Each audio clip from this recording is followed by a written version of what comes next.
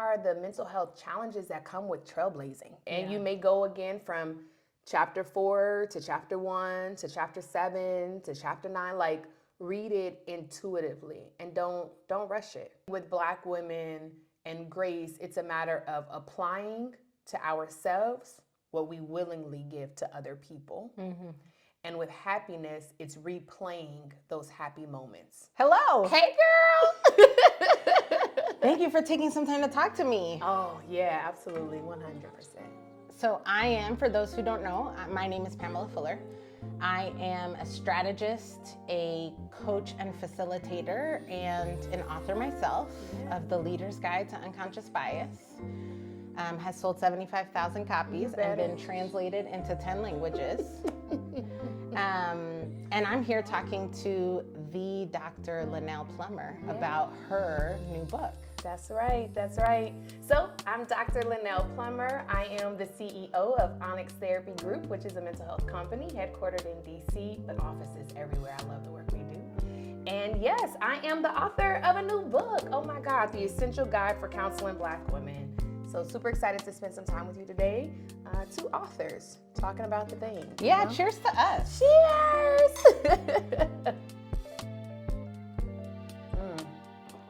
Love these beautiful glasses. So nice. Okay, so let's start from the beginning. Yeah. Why did you write this book and who is it for? Oh, I wrote the book because I've been doing therapy for about 20 years now. And oftentimes I'll get clients, Black women in particular, that'll come to me and they'll say, you know, I had this therapeutic experience with this counselor and it just felt like I had to keep educating them on things and I couldn't sit in the place of just being a client. I had to be an educator. I also hear them saying things like there were things that I probably needed to talk about, but they didn't ask the questions. And so I didn't know if it was appropriate to take the lead because they're the professional in the room. And there's also things that Black women need to talk about and they themselves don't even think to talk about it, right? Like, how do our friendships impact our mental health? And how does making the decision to move away from home impact our mental health? And how does being the first to get a degree, right? Like, everybody wants us to go and get this education and climb to the top, but what are the mental health challenges that come with trailblazing? Like, we don't talk about it.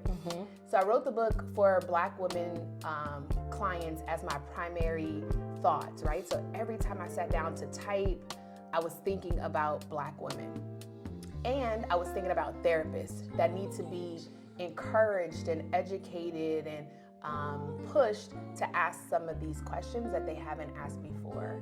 So there's 3 primary audiences for the book. It's Black women to read it and to see themselves and to ask themselves some of those questions, to relate to those client case studies and to use the journal prompts.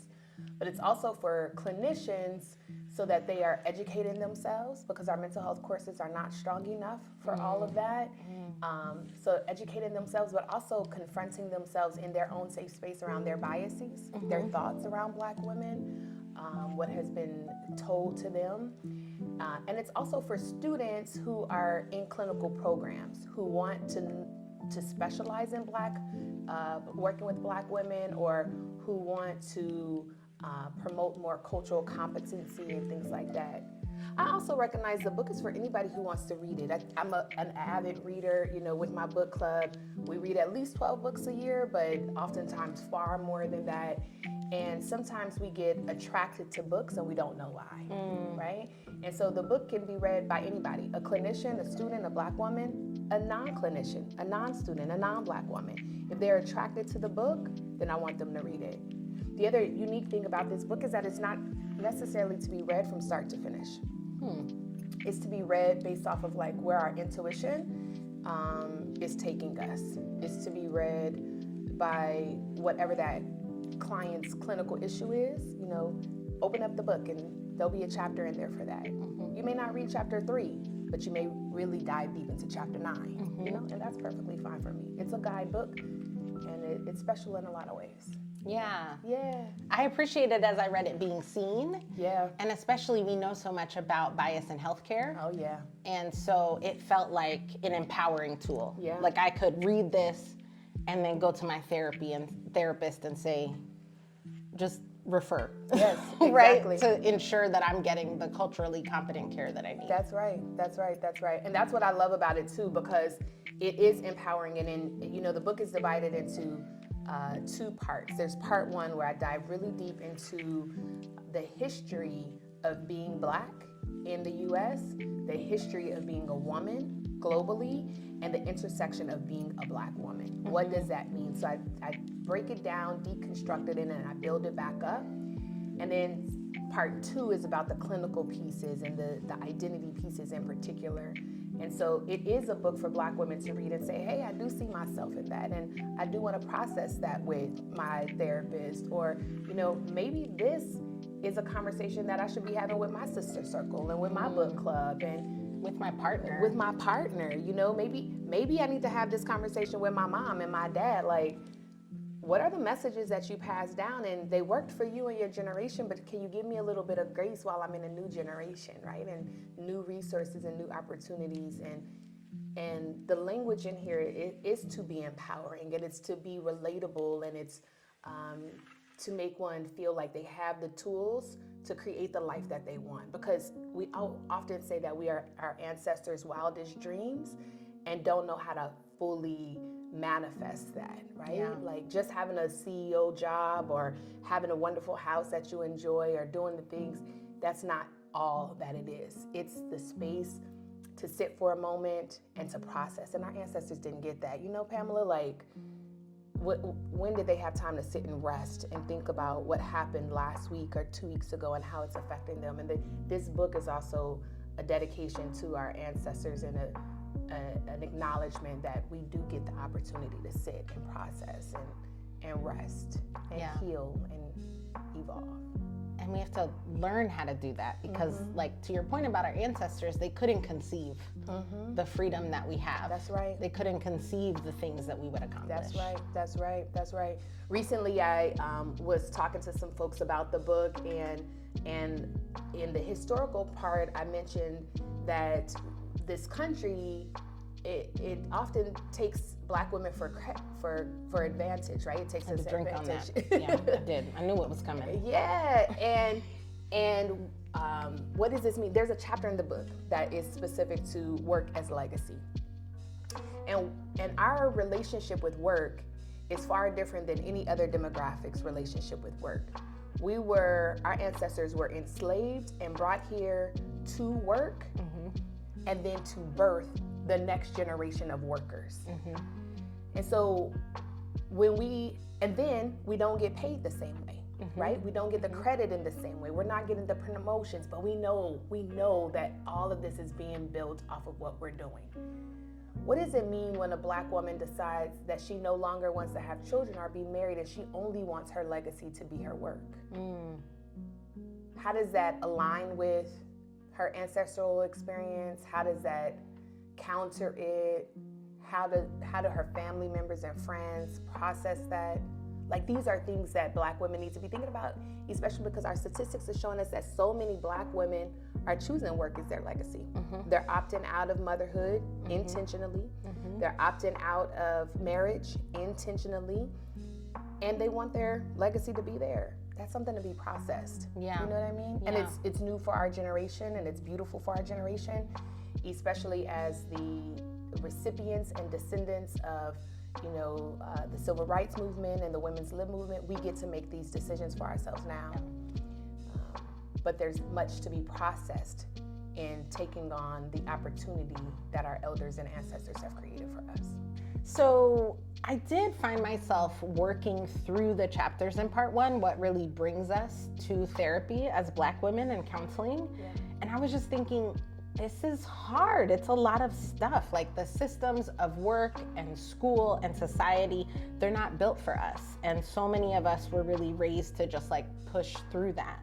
So at what point does that sense of struggle or the need to just like tough it out cross the line into, wow, I should pursue therapy or counseling? Well, that's easy for me to answer. I think everybody should be in therapy. I think that the book is a guide to why Black women should be in therapy, but many people should be in therapy for many different things. Therapy is more than addressing a DSM or ICD diagnosis, right? Therapy is also helping us to process our decision-making model, helping us to process how we communicate with people, helping us to process our conflicts and conflict resolution. So there doesn't have to be anything that is major or traumatic or a disorder in our lives to make us go to therapy. But I do think in particular that Black women need to be in therapy because there is so much that the world gives us. Our socialized messages are that we are further in the margins, right? So I am outside the margin because I'm Black. I'm outside the margin because I'm a woman. You know, I'm outside the margin because I want to pursue an education, or I'm outside the margin because I'm a single parent, or I'm outside the margin because I make more money than everybody else in my family, you know, or I make less than everybody else in my family. So the book, it does, you know, part of the reason that it doesn't have to be read from beginning to end.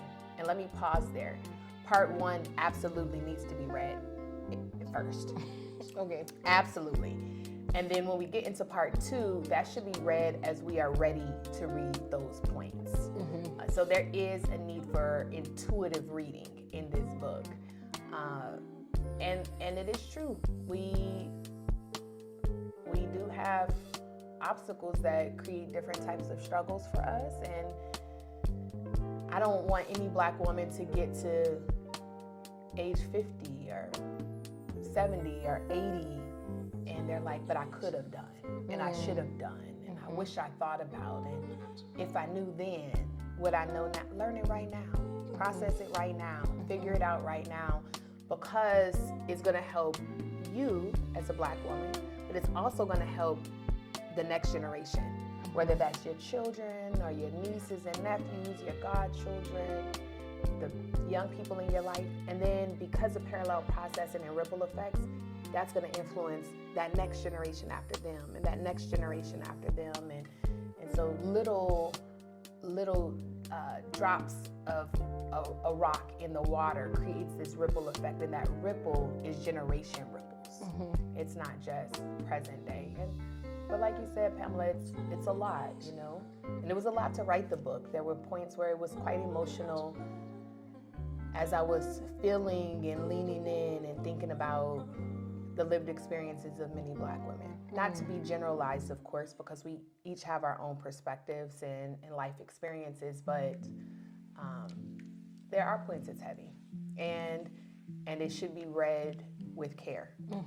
And the questions that I ask in the book, throughout the book, for both therapists and Black women should actually be considered, chewed on a little bit. Yeah, read slowly. Yeah, read slowly. Read slowly. This is not your speed reading. Oh, please no. Please no. This is supposed to be transformative. We can't transform overnight, you know, so please. So it might take you a year to read it. Yeah, and that's fine with me. Now, when you do read it, leave a review. Tell me what you thought. Tell me what you think. Tell me what you think. And even if you're critical about it, that's fine too. Tell me that too, because I promise you there'll be a second edition. Cheers again to that. Cheers to that. Cheers to publication houses valuing the work that we're doing out that's here. right. That's right. So you mentioned that it was hard to write. And throughout the book, there are these therapist tips that really push therapists to be introspective about their own biases, their own misconceptions or preperceptions about the experience of their clients. In your career and as you were writing the book, what biases or misconceptions have come up for you that you've had to work through as a therapist? Me working with other Black women.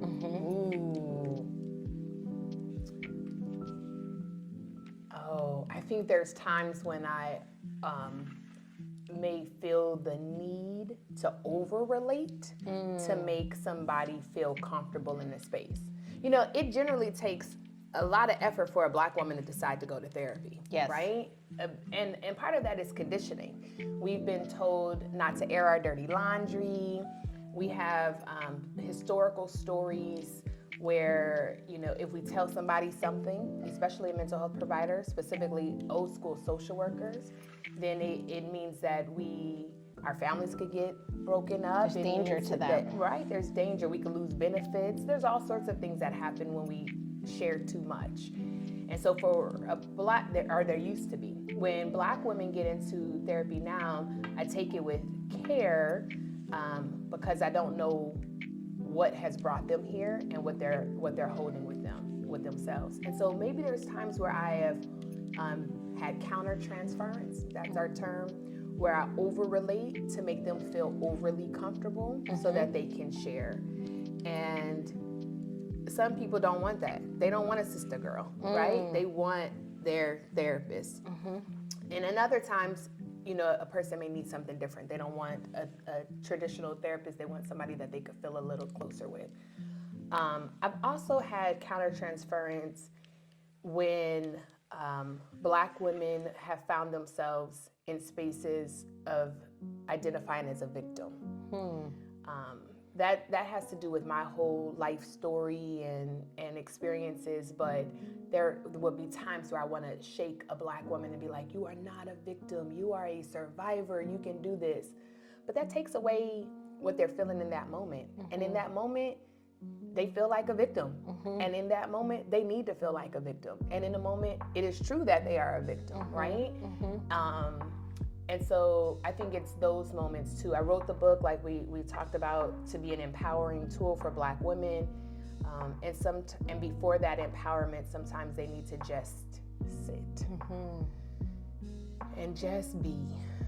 And so I think those are the two main areas where I've had what I would consider countertransference, like over-relating and not wanting a Black woman to see herself as a victim. Yeah. I mean, it's a bit in your role, like you have the spoiler, right? You can see the end, or at least the possibilities of the end. And so like I could imagine wanting to hurry the process. Yeah, at times, I don't necessarily think to hurry it. I just want to reframe how they're processing it. And that makes sense for me and my theoretical orientation. I am cognitive by training, and so I'm always curious about thoughts and how we reframe our thoughts, which is also why I'm an educator, because with more information, we have different thoughts. But it's really that I haven't wanted Black women to walk around feeling like a victim, because sometimes that means that the system won. Sometimes the system wants us to feel like a victim. Sometimes the system wants to disable us and then manipulate us, and that happens a little easier when we are a victim than when we identify as a survivor. So now, after almost 2 decades of processing, there's different approaches that I take when a woman is identifying in that space as a victim. At this point, I'm gonna ask them to read the book. But I also lean into a different level of care so that a woman can be who she wants to be in that moment, because who am I to tell her she should be different? She came to me to just be. Yeah, fair. So there is a chapter on the book in the second part about working with emotions. Oh, yeah. And I had to put the book down. Oh, yeah. Because you talk there about emotions that Black women avoid and are typically not allowed to feel. And you talked about grace. Oh, my gosh. And consistent happiness. And I said, it's true, right? Because we are not raised to give ourselves any grace. No. And we often feel when we are in a state of joy, I'm not going to say we, I'm going to say me. Okay. What I have worked through is when I'm in a state of joy, I am trained to think that something is wrong. Yeah. That something is about to come. Yeah. That I'm missing something. Yeah. And so I just want to hear you talk to us about how Black women can really build this muscle of giving themselves grace and letting themselves experience consistent happiness. Yeah. I think one of the differences between the two is that grace is an emotional state. And there's an opportunity for us to build competence around grace. Like there is practice, there is a skill that allows us to lean into identifying and utilizing grace.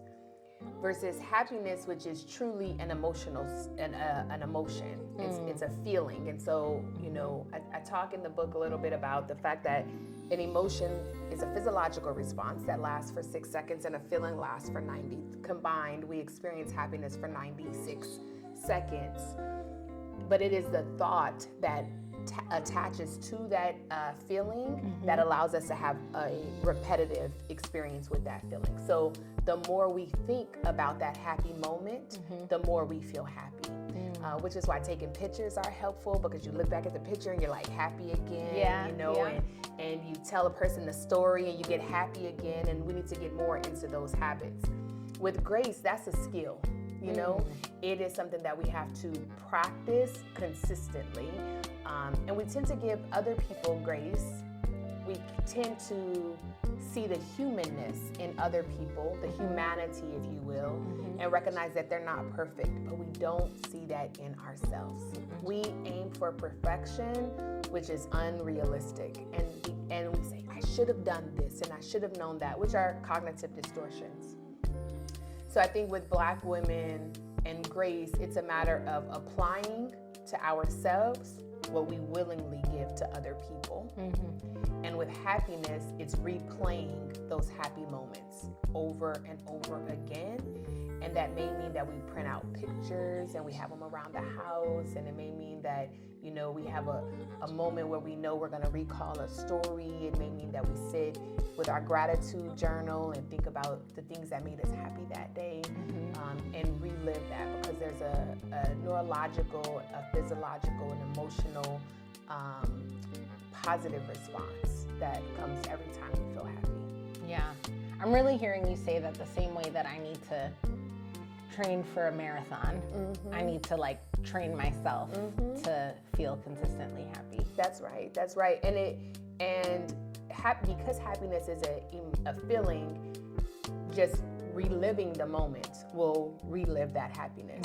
Grace requires a bit more skill, because we have to apply something that we have given to others. We have to apply it to ourselves. And that requires us to think differently about who we are. And that's important because our society tells us as Black women, we are superhuman. We are stronger than, right? That's what they tell us to make us be more productive. But then on the other side, they push us into the margins and say we're subhuman. With grace, it's a matter of just being skillful of how we see ourselves and accepting that we're gonna have flaws right now, and then we're gonna have flaws all the way to the end, and that's okay. That's the fun part of life. Work on them though. Work on them. Work on them. Okay, so I have one final question. Okay. It's a big one. I want to know, what do you want to be different because this book is in the world? What impact do you want it to have? I want Black women to be cared for. I want us to be, I think about a nice piece of crystal or a beautiful glass, right? It's strong and it can withhold a lot. You can put a lot in it. It'll be great, but you also have to touch it with care. You have to treat it properly. You have to put it up and let it be, right? Like you can't overuse it. You can't take it for granted. I want Black people, Black women to not be taken for granted. I want us to have time to process. I want us to have time to feel. I want us to have time to rest and not have to educate everybody and not have to heal everybody and not have to feel like we have to be on 100 all the time. I'm catching myself as I'm saying this because I tell clients and I tell my students, don't talk in what you don't want, talk in what you actually want. I want a Black woman to wake up and feel seen. I want a Black woman to wake up and experience joy. I want her to look forward to being in the world and to know that when an obstacle comes, she has the tools to handle it. I want her to have the language she needs when somebody confronts her on a decision that they don't understand or don't like. I want her to look in the mirror and be proud of who she is every time. I want her to have the space to say, I want to work on this and through this, and I have a safe space with my therapist to be able to do that. I want her to look forward to exploring herself, to processing who she is, to evolving to who she wants to be. You know, back in the day, we used to daydream, right? Like when we were little kids, and maybe even now. And we don't daydream anymore. I want this book to be part of that. Read what you need to read, take what you need to take, and then start daydreaming. Who can I become? Who will I become as I process this? Who will I become as I address any traumas that I've had? Who will I become as I have this conversation with my parents based off of something that they said to me? Who will I become as I choose a life partner that's really reflective of who I am? Or as I move out of the US, or as I choose not to have children? I want us to dream big, and I want the book to be a space where Black women can think about that and process it, and I want the book to be a tool for therapists to give that space to Black women. Yeah, you can see my copy is like good and read through. It's got notes, and my baby has written on the cover. But it's like when I read it, one of the things that I have said to my husband when I'm struggling with like decision fatigue and all the things that we carry, I have 3 children, is I've said, treat me like I'm precious. Oh yeah. Treat me like I'm fragile. Treat me like I'm fragile. You know, because yes, I am strong and I have achieved a lot of things, and I'm so proud of those things. And also, like, my home is a place where I want you to treat me like I'm fragile. And that is what I felt when I finished the book. I was like, we are fragile, we are strong. And those things are not like mutually exclusive. They come together. We are both, and we get to be both. And other people get to be both, right? Everyone else gets to be both. I want to be both. Treat me like I'm fragile. Treat me like I'm fragile, and respect me in that process, right? Like, my fragility doesn't mean that I will necessarily easily break, but it means that I'm a treasure that needs to be taken care of. Yeah, and seen for all my facets. All of it. Uniqueness. All of it. Yeah. All of it. Cheers to that. Thank you for writing this book. Thank you for reading it. And thank you for reading it and buying it and doing all the things and talking about it in your book club and all the things. Okay, thank you. Thank you.